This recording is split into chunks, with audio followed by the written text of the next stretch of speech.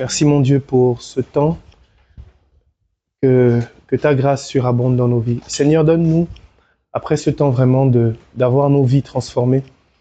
Donne-nous, Seigneur, de rentrer dans un désir encore plus grand de te connaître et même de te connaître encore plus par la vertu du Saint-Esprit.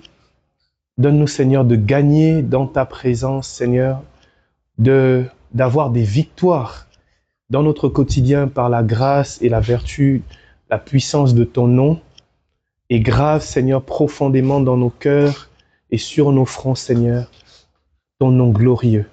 Amen. Alors, dans notre troisième session, qui durera aussi 15 minutes, nous avons notre troisième thème. Le troisième thème, c'est les dons de guérison et la foi charismatique. Il est écrit dans Matthieu chapitre 10, le verset 8, c'est Jésus qui dit « Guérissez les malades ». Et dans 1 Corinthiens chapitre 12, on parle des différents dons et charismes, parmi lesquels les dons de guérison et la foi charismatique. Alors, ce n'est pas écrit le don de guérison. C'est écrit les dons de guérison. C'est-à-dire que dans le mode opératoire de comment Dieu guérit les malades au travers de nous, en fait, il y a plusieurs modes opératoires de comment il guérit. Et le premier moyen, ou du moins l'une des manifestations du don de guérison, des dons de guérison qu'on peut constater dans le Nouveau Testament, c'est le don de guérison par l'onction de guérison. L'onction de guérison, c'est quoi? Je me souviens, c'était à Saint-Pierre. Il y a longtemps de cela, j'avais été invité par un frère à moi qui était berger, Yves Refoso, peut-être vous le connaissez, en tout cas quelqu'un peut-être le connaît ici. Yves. Et puis on avait eu un temps de prière là-bas. Pendant le temps de prière, j'étais content, hein, parce que c'est la première fois qu'on m'invitait. C'est vraiment la première fois. Et c'est la première fois. Et donc, j'étais content. Je suis arrivé, on a eu un temps de prière et j'étais hyper surpris. J'étais surpris pourquoi? Parce que à un moment donné, le Seigneur me dit, André, tu vas marcher dans les allées. Et pendant que tu vas marcher, tous ceux qui seront à 3-4 mètres autour de toi seront guéris. Je ne l'ai pas dit au micro parce que j'avais peur. Et puis je me suis dit, si je dis ça, ça va faire un peu orgueilleux. Et pour ne pas avoir des problèmes avec d'autres personnes, j'ai préféré ne pas le dire. Donc, j'ai obéi, j'ai marché simplement dans les allées. Et puis, j'ai posé la question à la fin du temps de prière. Est-ce qu'il y a eu des guérisons au milieu de nous? Bien-aimés, on était une cinquantaine. Non, même pas. On était une soixantaine ou 70 personnes, je ne sais plus. En tout cas, presque une centaine. 30 personnes se sont levées.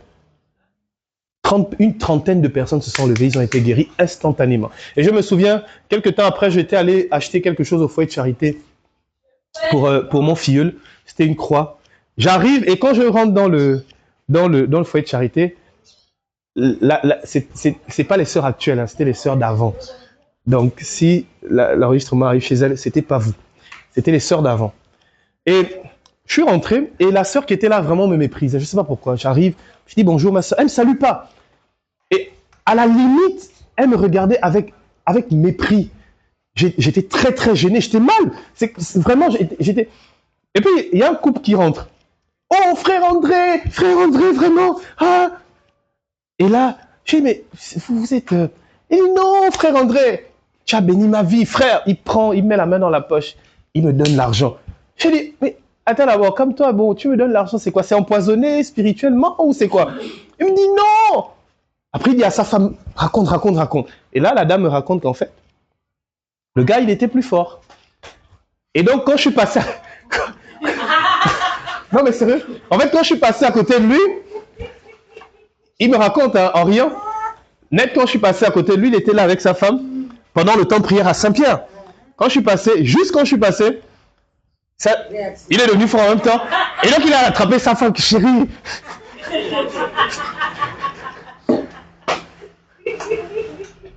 Ça devait faire 3 ans. Je pense qu'ils n'ont pas fini le temps de prière. Ils sont rentrés. Et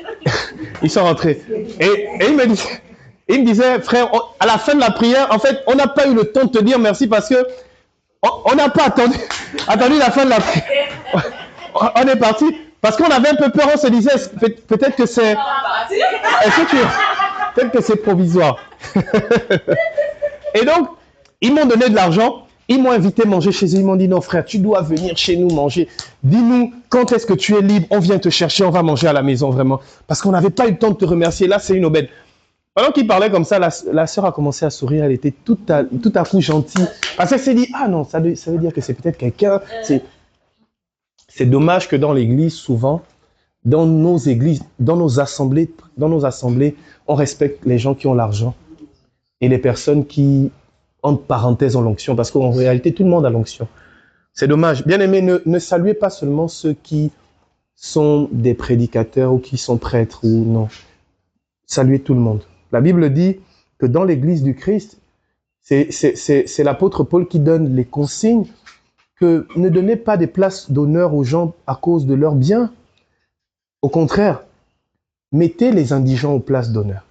Et vous le savez que le plus grand dans le ciel, dans le royaume, c'est le plus petit. Voilà, donc ça aurait été bien que la sœur me sourie parce que je suis un homme, pas parce que un couple m'a reconnu.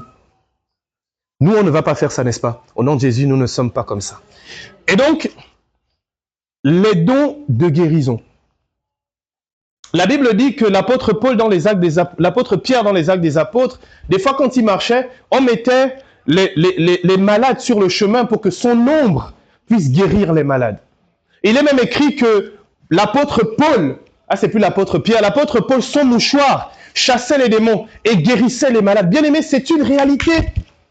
Et ça, je suis hyper heureux pour ça. Vous savez, lorsque vous arrivez, c'est le père Emiliano Tardif et le vieux père Clément Akobé, le fondateur de la communauté Mère du Divin Amour, qui dit en fait que quand il arrive dans un pays où ils n'ont pas le droit de prêcher l'évangile, ils guérissent juste les malades. Et guérir un malade au nom de Jésus dit qui a guéri et donc dit finalement qui a donné sa vie pour toi. Bien aimé, guérir les malades au nom de Jésus est un ordre du Christ. Il y a des personnes, des spécialistes de la Bible qui veulent essayer de transformer les choses en disant non, en fait, bon, les guérisons, ça peut, bon, c'est peut-être bien aimé, Dieu guérit encore les malades aujourd'hui. Pourquoi? Parce que c'est le signe que le Christ est vraiment ressuscité. Et le deuxième mode opératoire que je vais citer ici, c'est la foi charismatique. Et donc, ça se rejoint. Le don de la foi charismatique, c'est pour tout. Et le don de guérison, la foi charismatique dans les guérisons guérit aussi les malades. Donc, en fait, c'est quoi la foi charismatique?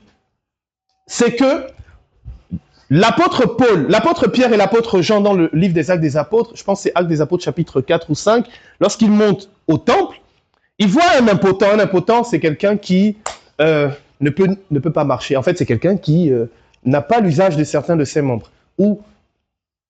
Et l'impotent demande de l'argent. Et eux, ils disent, nous n'avons ni or ni argent. Ce que nous avons, nous te le donnons. Au nom de Jésus, lève-toi. Bien-aimé, ils se lèvent, on les convoque. Ils disent, c'est au nom de Jésus qu'on l'a...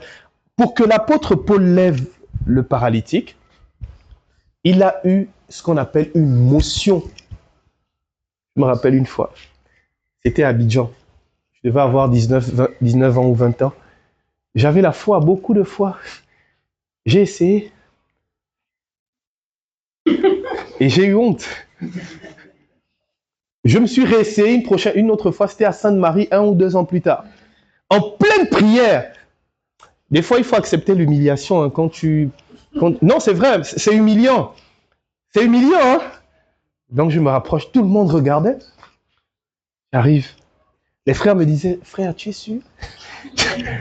Et non, j'ai la foi. Je suis arrivé devant le pauvre monsieur, il était dans une chaise roulante. Il dit, papa, au nom de Jésus, lève-toi. J'attrape le bras quand j'essaie de le relever. Il crie, aïe! J'avais honte, Seigneur. J'avais bien honte. En fait, souvent, l'une des raisons pour lesquelles nous sommes frustrés lorsque nous demandons des choses à Dieu, et là je vous donne un secret. Enfin, c'est pas un secret, mais c'est que nous demandons, nous prions, nous proclamons quelque chose sans la motion. Parce que quelques mois plus tard, on m'a invité à une fête d'anniversaire des enfants de cœur. Faut jamais faire ça. Je suis arrivé à l'anniversaire, on est parti pour boire, pour manger et pour gérer les petites. Comme dans nos églises, souvent, nos enfants de cœur. Et j'arrive à la fête, et là, les filles arrivent. Les gars arrivent, et là, vraiment, on est la Ncham, à l'époque, la vieille Ncham, pas celle de maintenant. Et là, on est assis. Et puis, ils font l'erreur de dire, on va quand même faire la prière. Et ils s'attendaient à un « Je vous salue Marie », et puis, bon, on continue nos choses jusqu'à la nuit. En tout cas, on va finir les bouteilles de Jack Daniels qui étaient là. Et puis, écoute, André, j'ai dit, moi, je veux faire la prière. Au nom du Père, du Fils et du Saint-Esprit, les enfants de cœur. Oh Dieu, toi qui as donné l'Esprit Saint à tes apôtres, qui persévérait dans la prière d'un même cœur. Certains connaissent la prière là, qui ont été enfants de cœur. Qui persévérait dans la prière d'un même cœur. Avec Marie, Mère de Jésus, donne-nous sous la protection de notre Mère, de servir Sa Majesté avec fidélité, de répondre à quoi c'est? À la gloire de son nom par la parole et par l'exemple. Bien-aimés, effectivement, il faut rendre gloire à Jésus par l'exemple. Et j'ai commencé par là. J'ai prêché. Frère, quand j'ai fini, j'ai dit la preuve que Dieu vraiment nous aime, il bénit son nom. Il y a quelqu'un ici, tu as des problèmes au niveau de tes jambes, tu ne peux pas marcher correctement. Tu as des problèmes au niveau de tes jambes depuis que tu es enfant. Approche-toi, personne. Dans mon cœur, j'ai dit, Seigneur, là, j'ai eu la motion. Là, j'avais vraiment la motion. C'est-à-dire qu'avant, je n'avais pas la motion quand j'avais fait juste avec la foi. Et c'est pourquoi, la raison pour laquelle c'est vraiment Dieu qui guérit et que tu peux avoir la foi comme un grain de sénévé, ça marche, c'est parce que Dieu a besoin d'un peu de toi et juste beaucoup de lui.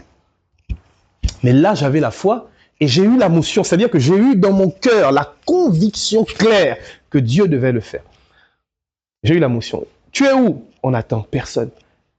Personne.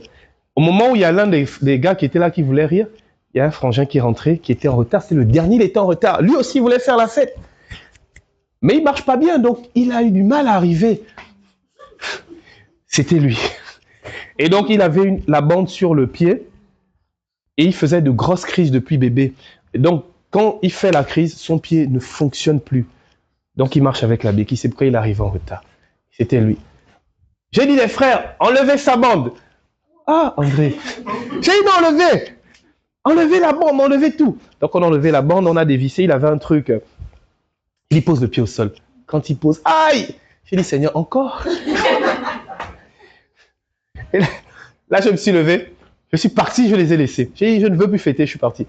Le matin, à 7 ou 8 heures, je reçois un message. J'ouvre. Merci, frère. En fait, j'ai été guéri ce matin, je me suis levé, je n'ai plus mal. À l'heure où je vous parle, il court maintenant. Ça fait des années, des années. De temps en temps, on se croise encore au bar et on boit des bières ensemble. Voilà. Il a même failli devenir prêtre. Après, il est sorti du séminaire. Bien-aimé, à ce moment-là, j'ai eu dans mon cœur une motion. Dans nos assemblées de prière, des fois on fait des prières, mais comme on n'a pas la motion, ça ne marche pas. Ce qui fait en sorte que je puisse avoir l'assurance que là maintenant elle va guérir, c'est la motion. C'est pas la magie. C'est parce que je fréquente suffisamment le Seigneur pour que dans mon cœur, je puisse percevoir que Dieu veut le faire. Et donc, je ne fais rien d'extraordinaire. Je laisse juste Dieu faire. Et puis, j'apporte ma pierre à l'édifice en disant juste Dieu le fait. Est-ce qu'on se comprend? C'est ça la foi charismatique. La foi charismatique, bien aimé, c'est quoi? C'est que un jour, on me rappelle, je devais... Seigneur, notre dernière retraite, on a fait venir un grand, un prédicateur très connu, le frère Efferlin de Lucrèce. Un jour avant le voyage, il n'avait pas le visa. Tu savais ça, je t'avais dit. Je t'avais dit aussi. Seigneur, j'ai prié comme j'ai jamais prié la nuit là. Parce qu'on avait déjà reçu l'argent. On avait, la retraite là a coûté 1 million. 1,3 million ou 1,4 million. On avait déjà reçu l'argent des gens. On avait déjà dépensé l'argent des gens pour la retraite. Un jour avant, il n'a pas le visa. J'ai stressé à un point. Ça s'est passé il y a un mois, non? En fait. J'ai prié, j'ai demandé au groupe d'intercession qui regardait là, vraiment, il faut prier, il faut. Le lendemain, le chargé, donc le protocole du prédicateur en question m'appelle que, on fait comment? On n'a pas le visa. J'ai dit, j'arrive. J'ai dit, Seigneur, regarde, on ne peut pas voyager sans visa. Ou bien, on ne peut pas voyager sans visa. J'ai dit, mais je fais comment? Déjà, je rembourse l'argent d'autrui, comment? J'ai pas d'argent. Et deuxièmement, parmi les personnes qui devaient faire la retraite, il y a des personnes, il y a des personnes qui avaient été appelées comme Charib me dit que vraiment, parmi les personnes qui viennent là, il y a des gens qui ont besoin. Donc j'avais l'impression que Seigneur, ces gens-là vont faire comment? Hein? Et parmi ces personnes, la vérité même, c'est qu'il y a 2 ou 3, même moi-même, que j'avais invité et qui m'avaient prévenu, en fait, qu'ils viennent à la retraite parce que si Dieu ne les aide pas, non seulement elles vont lâcher l'église, elles vont complètement vriller. Il y a une particulièrement qui est venue parce qu'elle disait, depuis là, elle ne se marie pas, elle n'a pas de mari, elle n'a pas de machin, elle vient à la retraite. Si Dieu ne lui donne pas une réponse, en tout cas, elle a 3 hommes mariés qui sont là, elle va les gérer les 3, en guise de revanche. Et donc, et malheureusement, la personne en question, elle est mon parenté, donc c'est ma sœur. C'est une sœur, donc vraiment, j'ai à cœur que ma sœur ne peut pas tomber là-dedans. Et donc, je disais que Seigneur, quoi, tu veux que ma sœur aussi aide-nous. Donc, quand il m'appelle, je dis non, j'arrive. Je prie. Le Seigneur me dit, d'abord par la bouche d'une de nos membres, je pense que toi aussi tu m'avais dit ça, je pense. Tu m'avais dit ça aussi. Non, Jean, ne t'inquiète pas, ils vont arriver. Ils vont arriver. Je vais prier, Jésus me dit, ils vont venir. J'ai dit, Seigneur, mais ils vont venir comment? Le visa. Est-ce que c'est toi qui me parles ou là maintenant c'est ma tête? Peut-être que je deviens fou, je ne sais pas. André, ils vont arriver. Donc ce que tu vas faire, la foi charismatique et la foi, tu les appelles, tu leur dis d'aller à l'aéroport. Ils vont voyager. J'ai dit, Seigneur. Allô, oui, frère. Bon, allez à l'aéroport. Mais aller à l'aéroport, comment? On n'a pas vu. J'ai dit, moi je suis resté calme. Hein, machin. À un moment donné, ça voulait monter aussi, mais n'écris pas sur moi. Mais je suis resté calme. J'ai dit, écoute, ne t'inquiète pas. On a des éléments là-bas qui vont gérer à l'aéroport. On n'avait personne. Moi, je connais qui est à l'aéroport de Côte d'Ivoire. Je connais personne à Abidjan. J'ai dit, non, allez à l'aéroport, vous allez voyager. Ils arrivent à l'aéroport. Le premier arrive devant le truc. On le bloque. Donc il m'appelle. On m'a bloqué. J'ai dit, demande-leur comment tu peux faire. La personne dit, dis appeler le responsable de la compagnie aérienne. Donc il me le dit au téléphone. Il va y s'asseoir. J'ai dit, Seigneur, je connais le responsable de la compagnie aérienne là. Je ne connais pas. Je vais le connaître comment? Quelqu'un ici connaît le responsable de compagnie aérienne internationale. Moi, je ne connais pas. Même Afrijet ici, je ne connais même pas. Donc, je prends mon téléphone. Je vais sur Google. Vraiment, je vais sur Google. Je tape la compagnie aérienne, je mets contact. Ça met des numéros. J'appelle le premier numéro. Bonjour, monsieur. Quand j'appelle, ça ne passe pas. Le vol, c'est 10h15. Il est 10h10. Normalement, vous savez que l'embarcation, on a fermé. J'ai dit, Seigneur. Non, mais vous savez, souvent, les témoignages, là, vous savez, quand on raconte, c'est facile, hein, mais sur le moment, 15 minutes avant, j'appelle. Mon cœur est déjà, Seigneur, c'est fini. Allô, oui, il parlait d'abord en anglais. Good morning. J'ai dit hi, machin. J'ai dit, écoute, I don't speak English very well, please. I need the number of chief, tout ça. Il me dit, ok, je vous passe le téléphone, le numéro du patron. Il m'a envoyé le numéro du directeur de la compagnie aérienne. Le directeur de la compagnie aérienne du monde. Il m'a envoyé. Et quand je dis allô, il parle français. Avec un accent un peu bizarre, mais il parle français. Je dis, je vous appelle depuis le Gabon. On a quelqu'un qui doit venir ici au nom de l'église catholique pour prêcher. Il est à l'aéroport, il est bloqué, il n'a pas le visa. Aidez-moi. Il dit ok. Il raccroche, paf. Le gars m'appelle là-bas, oui, allô, je viens de monter dans l'avion. On a retardé l'avion de 45 minutes pour moi. Je vous assure, mon cœur était... J'ai dit, Seigneur, la foi charismatique. La prochaine fois, on ne fera pas ça, on va se préparer pour le visa, parce qu'il vaut mieux pas. C'était trop les montagnes russes. La deuxième personne, parce qu'ils étaient deux, il y avait son protocole et lui-même. Le protocole doit maintenant voyager. Le protocole, au moment où il doit voyager, 5 minutes avant, on le bloque. Toujours pareil. Embarcation, c'était, je crois, 17h30. Il est 17h25. Tout le monde est monté dans l'avion. On ferme déjà les... Lui, on refuse de faire passer. Il m'appelle, il crie, se fâche. Ça, c'est quoi? C'est quelle organisation, machin? Il dit, mon frère, tu as raison. Pardonne-nous. Écoute, je vais te rembourser le billet. Je vais t'envoyer de l'argent pour te demander pardon, tout ça, ça. Il raccroche. À 21h, je reçois un appel. Boum, oui, je suis arrivé. Je dis, aïe. Tu as fait comment? Oh non, ils m'ont laissé monter. Ils sont arrivés. Et quand ils arrivent, bon, je ne vais pas dire le reste, parce que peut-être que la DG, machin. Mais, non, ils sont arrivés. Ils sont basés.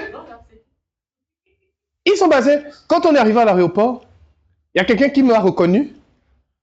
Et la personne qui m'a reconnu connaissait quelqu'un qui connaissait aussi celle qui m'accompagnait. Et puis ils sont passés. La foi charismatique, bien aimée. C'était un miracle. Et en fait, ça ne marche pas que pour les guérisons. Ça marche pour tout. Je donnerai, même peu pause à l'enregistrement, je donne ce témoignage, c'est seulement pour nous-mêmes. Et ça marche, bien aimé. Dieu veut nous rendre la vie plus miraculeuse. Lorsque tu as une motion dans ton cœur, quand tu vas visiter un malade, lorsque tu traverses une situation, beaucoup d'entre nous l'avons vécu ici, tu vis une situation au boulot difficile, tu as des problèmes d'argent, tu as quelque chose, et puis Dieu te met à cœur, ne t'inquiète pas. Quand tu as ça dans ton cœur, déclare au nom de Jésus que le Seigneur fait un miracle. Bien aimé, au moment où tu déclares, ce que tu dis arrive, tu le dis dans la foi et la puissance du Saint-Esprit est dans ce que tu dis parce qu'il t'a mis la motion et la paix dans le cœur. Amen. Amen. Et ce n'est pas un don qui est pour certains grands charismatiques, c'est pour tous les chrétiens. Nous tous, autant que nous sommes appelés à vivre ça. Amen. Amen. Au nom du Père, du Fils et du Saint-Esprit. Amen. Amen.